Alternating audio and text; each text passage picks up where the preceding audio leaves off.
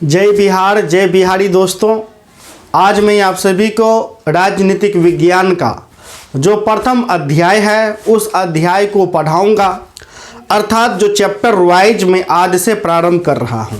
ठीक है, पिछले वीडियो में मैंने राजनीतिक विज्ञान के बुक के बारे में बताया था, कितने बुक है, कौन सी बुक आपको लेना है और कुछ बेसिक जानकारी मैंने बतलाया था, जैसे राज्य क्या होती है, केंद्र शासित प्रदेश क्या होती है, इस प्रकार से। ठीक है, तो जो भी बेसिक जानकारी थी उसको मैंने समाप्त कर दिया। यदि आपने वो वीडियो नहीं देखा तो आप अवश्य रूप से देख लें, जिसका लिंक मैं वीडियो के डिस्क्रिप्शन बॉक्स में दे दूंगा। ठीक है, आज हम बात करेंगे राजनीतिक विज्ञान के प्रथम बुक के प्रथम अध्याय। मैंने राजनीतिक विज्ञान का जो प्रथम बुक है, मैंने प्रथम बुक आपको इस प्रकार से दिखाया। ये आपका प्रथम बुक है। इस बुक का शीर्षक स्वतंत्र भारत में राजनीति, इसको भी मैंने आपको समझाया था पिछले वीडियो में, और मैंने ये भी कहा था यदि हम शीर्षक को समझ लें तो ये पूरे किताब को समझ पाएंगे कि किताब का भाव क्या कहना चाहता है, भाव हमें पता चल जाता है। ठीक है, तो इस बुक का हम आज क्या करेंगे, तो प्यारे बच्चों प्रथम अध्याय को प्रारंभ करेंगे। ठीक है, तो आपको कॉपी में, और जब प्यारे बच्चों जब हम पढ़ाएंगे तो आप कॉपी लेकर के बैठिएगा। ठीक है ना, आपको अध्याय 1 देना है।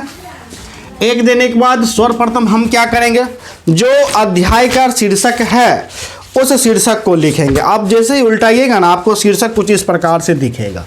ठीक है, शीर्षक है राष्ट्र निर्माण की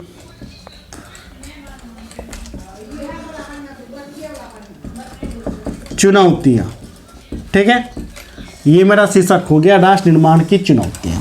ठीक है, तो प्यारे बच्चों हमें क्या करना है, हमें सर्वप्रथम ये जो बुक है, इस बुक का जो प्रथम अध्याय है, अध्याय जिसका शीर्षक है राष्ट्र निर्माण की चुनौतियां, इस शीर्षक को हमें समझना है।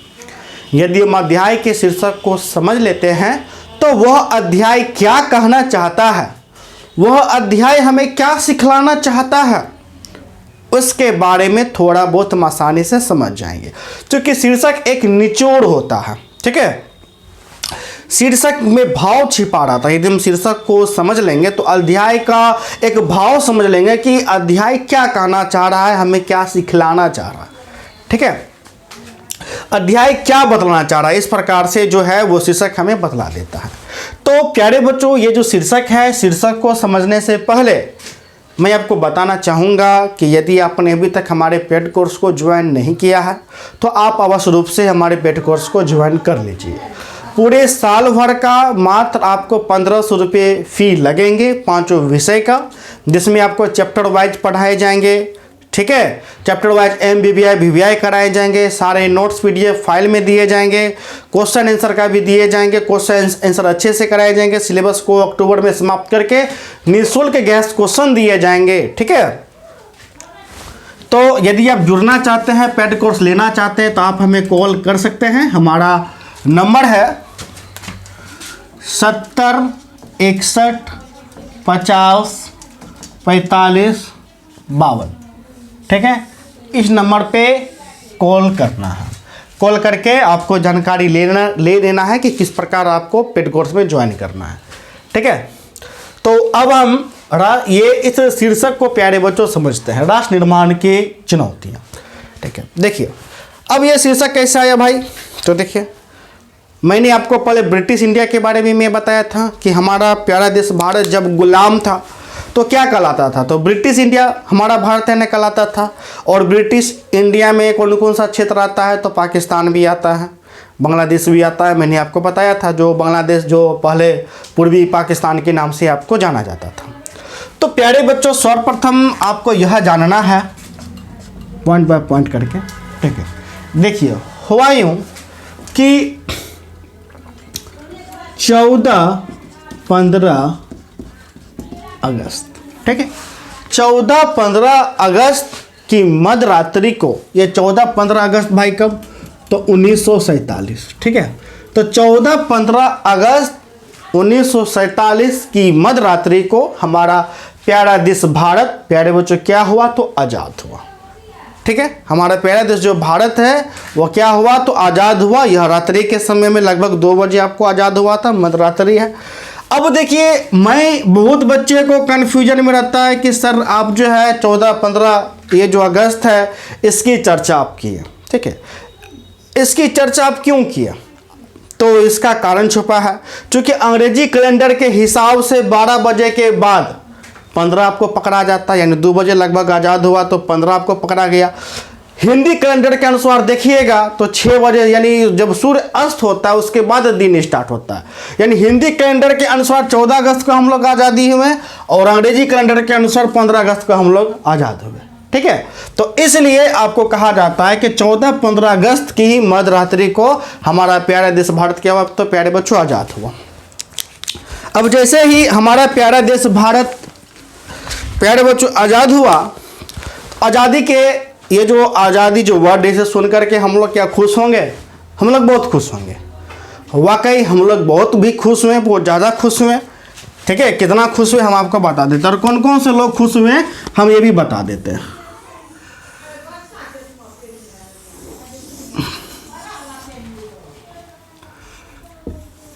कमेंट करके बताइएगा कि इस बार जो भारत का मानचित्र है वो कैसे बना है, कैसा बना है, ठीक है।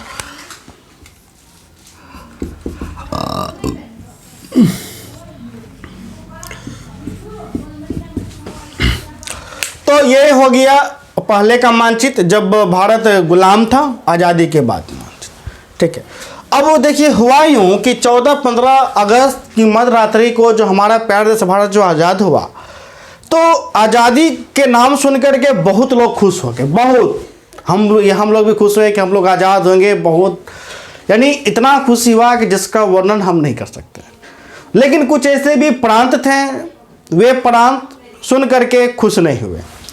खास करके ये जो प्रांत है हम आपको ड्रॉ कर देते हैं, ये प्रांत जो हम लाइन कवर कर रहे हैं, ये सब प्रांत, यानी यहाँ देखिएगा ये प्रांत हो जाता है पंजाब और ये हो जाता है बंगाल, ठीक है।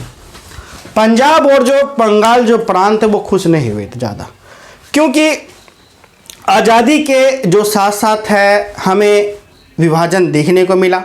अर्थात हम जितना खुश हुए उतना हम लोग उदास भी हो गए कि आज़ाद तो हो गए, लेकिन आज़ादी के साथ साथ हमारे देश का क्या हो गया, तो बंटवारा हो गया। ये बंटवारा किस आधार पर था, तो प्यारे बच्चों ये जो बंटवारा था वो आपको धर्म के आधार पर था, आप लोगों को पता होगा, हिंदू मुस्लिम, ठीक है। तो जिस कारण आज़ादी के साथ साथ हमें एक नया पड़ोसी देश देखने को मिला, ठीक है। वह पड़ोसी देश कोई और नहीं, हमारे देश से ही विभाजित होकर के बना एक नया देश कौन था, तो पाकिस्तान था, जो कि एक धर्म के आधार पर आपको बना था, ठीक है। यूं तो पाकिस्तान, ये जो वर्ड है ये वर्ड बना है पाक से। उर्दू में पाक का मतलब होता है पवित्र स्थान, अर्थात पवित्र स्थान, ठीक है। समझ गए, पाकिस्तान का मतलब क्या होता है, पाक स्थान अर्थात पवित्र स्थान, ठीक है प्यारे बच्चों। समझा दिया ना कि पाकिस्तान का क्या अर्थ होता है, ठीक है, पाक स्थान, ठीक।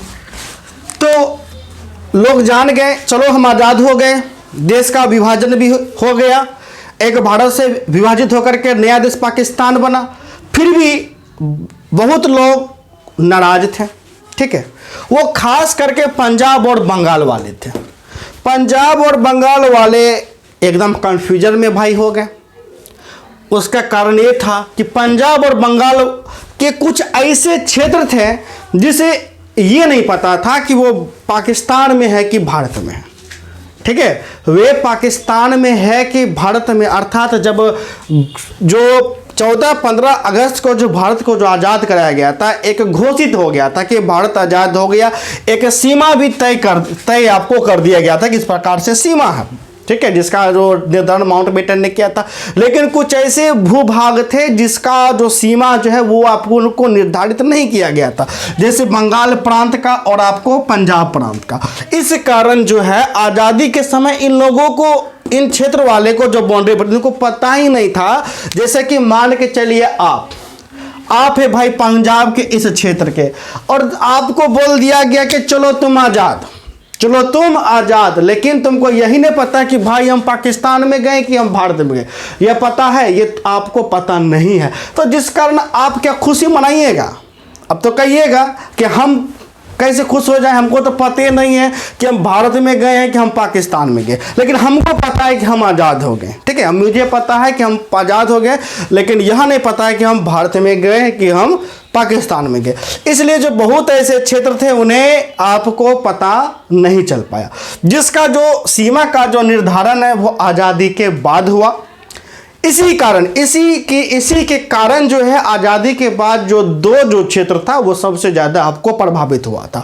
एक बंगाल हुआ था, एक पंजाब हुआ था। आपके एग्जाम में ऑब्जेक्टिव में कई बार प्रश्न भी आते हैं। ठीक है, आज़ादी के बाद कौन से क्षेत्र सबसे ज़्यादा प्रभावित हुए थे, वो बंगाल और पंजाब हो जाएगा। इसी कारण पंजाब के कारण आप लोग देखिएगा अमृतसर में काफ़ी ज़्यादा ट्रेन में लोगों को जो हिंसा जो वो भयानक टाइप का आपको हो गया था। आपने गदर फिल्म भी देखा होगा सनी देओल का, जिसमें आपको मारधाड़ पूरा आज़ादी के समय में चलता है। अमृतसर में देखे होंगे कि नहीं देखे होंगे? तो इसी क्षेत्र में क्यों हुआ? क्योंकि दिक्कत था कि इस क्षेत्र का जो था आज़ादी के समय आपको जो सीमा रेखा वो तय ही नहीं किया गया था कि ये किधर गया। इसी कारण यहाँ पर क्या हो गया, तो काफ़ी ज़्यादा दिक्कत हो गया था। ठीक है, तो इस प्रकार से जैसे तैसे जो हमारा जो देश है, प्यारा देश भारत, वो 14-15 अगस्त की मध्यरात्रि को आज़ाद हुआ। ठीक है, आज़ाद होने के बाद जो है हमारे देश को अनेक प्रकार का समस्या का सामना करना पड़ा। जो आज़ादी के बाद जो समस्या था, यह समस्या बहुत ज़्यादा समस्या था, इतना ज़्यादा समस्या था तो जिसका कोई वर्णन नहीं है। ठीक है, समस्या बहुत का था, भूखमरी का समस्या था, एकता का समस्या था, यानी बहुत प्रकार के समस्या था, यानी चिट्टा भर का समस्या समझता था। अब दिक्कत ये था, अब इतना बड़ा समस्या, अब इस समस्या में अब भारत को यह जरूरी था कि इन समस्या में से कौन सा समस्या का समाधान करना मेरे लिए भाई सबसे ज़्यादा जरूरी है। समझ रहे हो कि नहीं बात समझ रहे हो? तो समस्या तो बहुत थे, उन समस्या में से 3 समस्या ऐसे थे कि जो भारत के लिए बहुत बड़ा समस्या था, इसलिए इन्हें हम 3 चुनौतियों के नाम से भी जानते हैं। ठीक है, आज़ादी के बाद 3 चुनौती। ठीक है, ये पॉइंट हम आपको लिख देते हैं, आपके बुक में भी है ना होगा, बुक में 3 चुनौती। हाँ देखिए, 3 चुनौती आपको है ना पॉइंट बना दिया।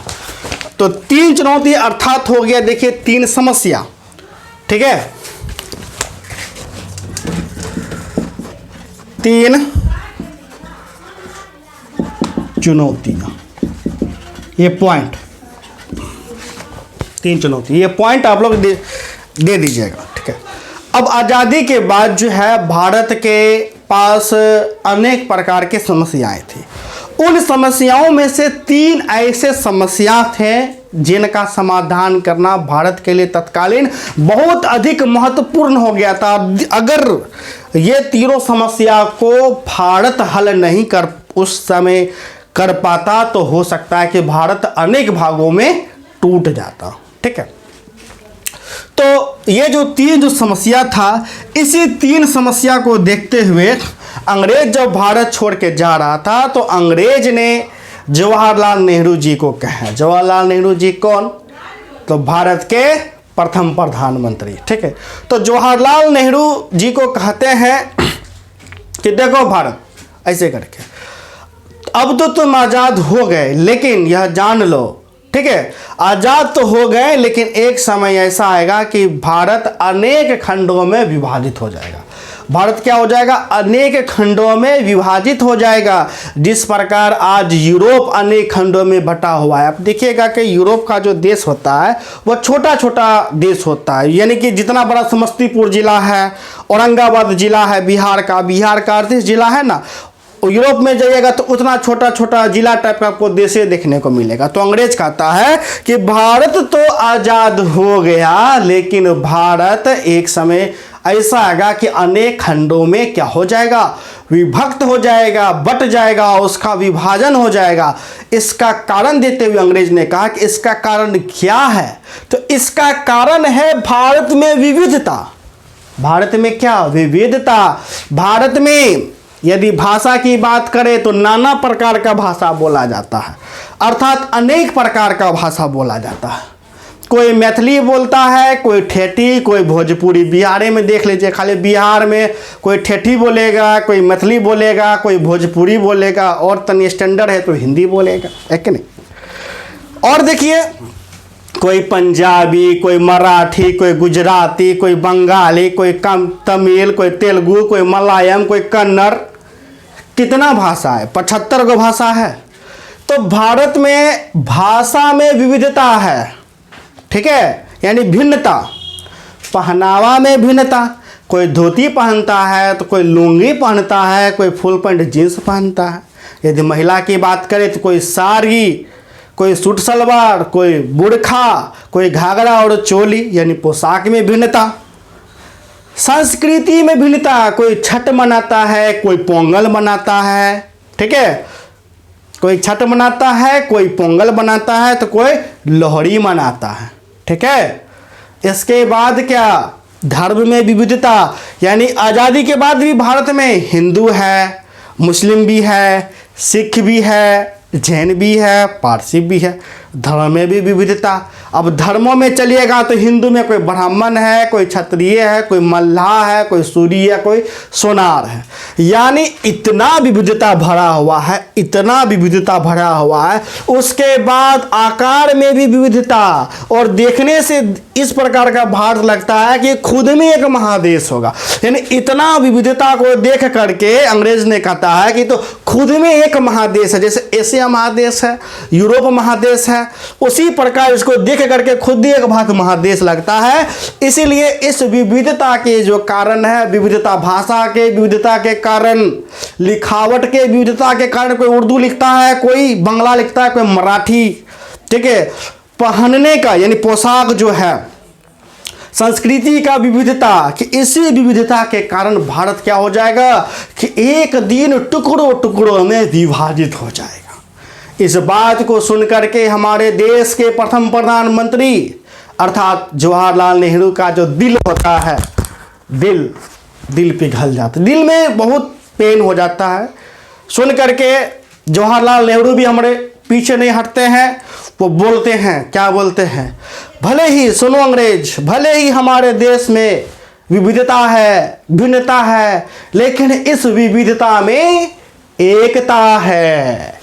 इस विविधता में क्या है, तो एकता है, या एकता अदृश्य है, प्रेम बंधन है। प्रेम बंधन कैसा होता है, अदृश्य है, ठीक है।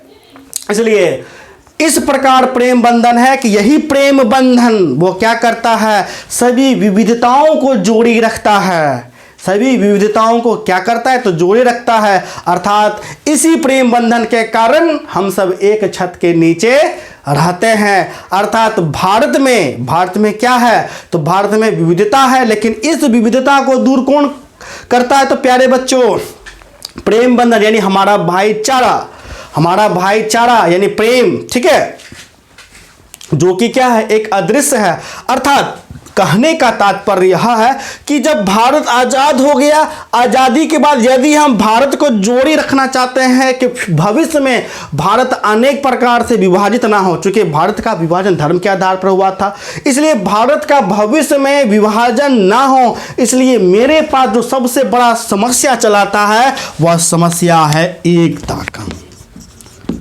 क्या है प्यारे बच्चों, एकता का। अर्थात भारत में क्या करना है, तो एकता बना करके रखना है, हाथ को जोड़े रखना है, चाहे हिंदू हो, सिख हो, सभी को क्या करना है, तो मिला करके चलना है, यानी एकता बना करके रखना है। यदि एकता बन करके रहेगा तो किसी का मजाल है कि भारत का कोई विभाजन कर देगा, किसी का मजाल है, किसी का मजाल आपको नहीं है। तो सबसे बड़ा समस्या क्या था, तो एकता का, ठीक है, कि एकता हम लोग बनाए रखें। इसी के तो कारण जो है पंडित जवाहरलाल नेहरू ने क्या बोला कि भारत में क्या है, भारत में विविधता में एकता है। अंग्रेज का जवाब दिया ना, भारत में विविधता में एकता है। इसको आप लोग नोट कर लीजिएगा, ठीक है। विविधता में एकता, विविधता में एकता है, किसने कहा, उत्तर क्या हो जाएगा, जल्दी कमेंट, उत्तर क्या हो जाएगा, जवाहरलाल नेहरू। कहा ना जवाहरलाल नेहरू। आपके बिहार बोर्ड एग्जाम 2023 में ये क्वेश्चन